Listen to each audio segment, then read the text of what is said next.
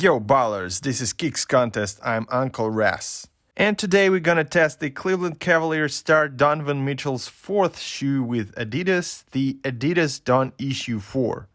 Let's go!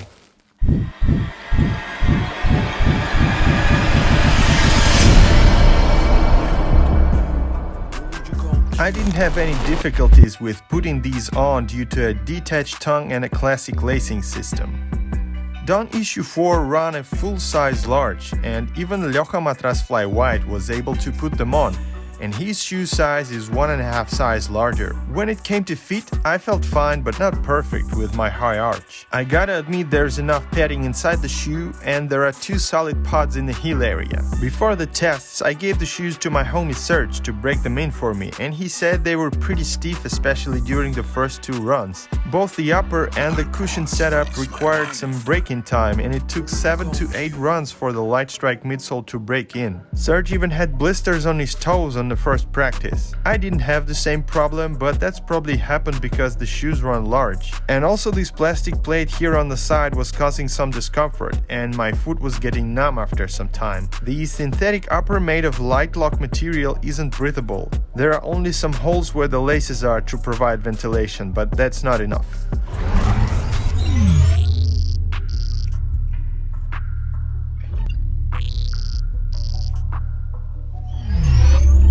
Cushioning setup is just a full-length light strike layer. It is pretty stiff and the good impact protection is out of question. Well, it was okay in the forefoot, but because of the stiffness of the foam, I felt impact in the heel area when I landed. There are no other components but light strike in the midsole for cushioning in the D.O.N. Issue 4. And as we know, the light strike tends to bottom out pretty quickly. These are pretty stiff out of the box, and as I said, they're gonna become even stiffer pretty soon, and the impact protection will get worse over time. When it comes to court feel, it's not there because the foam is not well balanced. This won't allow you to get shifty when you want to or make a quick, reliable first step.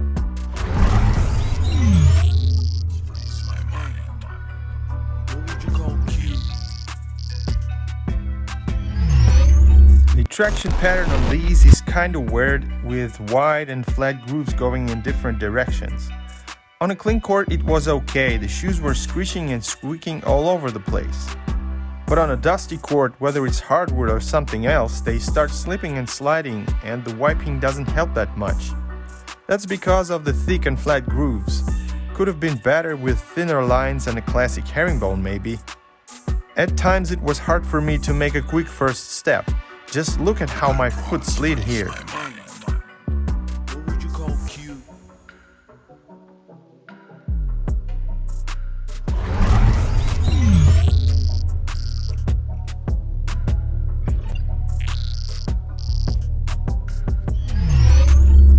The materials on the Adidas D.O.N. Issue 4 are cheap and basic, just textile and synthetics. And the shoe looks cheap and basic overall. No particularly cool features I can point out rather than this plastic plate on the side here. And that's about it. The assembly quality is honestly crap. You can see the glue stains all over the edge of the midsole where it meets the upper, and there are loose threads too. Even the plastic plate is kinda lopsided. I gotta admit, there weren't any big signs of wear and tear after the tests, and the outsole looked good too. Each shoe weighs 414 grams or 14.6 ounces for size 10.5 US, which is acceptable.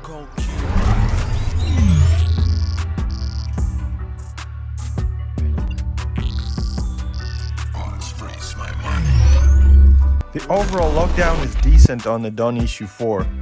The heel stays in place due to the lacing system and the 2 padded pods in the ankle area.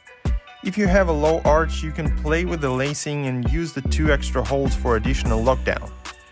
For the midfoot area, you have the laces and the plastic inserts on the side. In the forefoot area, you'll only have issues with lockdown if you have a narrow foot, because there will be dead space in the toe box, and the shoes do not have any elements for lateral containment in that area. I have a wide foot, so I didn't have any issues with that. There is no lateral outrigger, but the base is pretty wide, which ensures lateral stability of the shoe. The heel cup is solid and the torsion support is also there because of the plastic shank in the midsole. I will drop the safety score because of the low traction and cushion scores. Also, your feet can't be safe in a shoe which gives you blisters like these.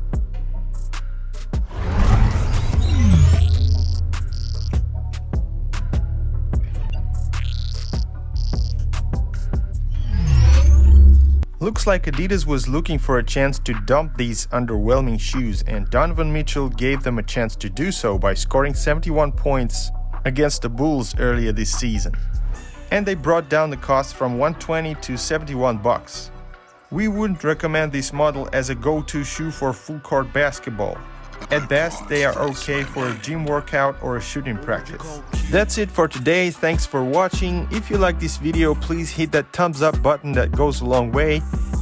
And also subscribe to the channel if you're not, because we're gonna keep reviewing basketball shoes for you guys and keep you away from injuries and saving your money. And also subscribe to our Instagram at Kicks Contest World, where we put teasers, first impressions, basketball and sneaker news. Let me know in the comments, what do you think of Donovan Mitchell's 4th signature shoe with Adidas? Peace everyone, see you soon guys.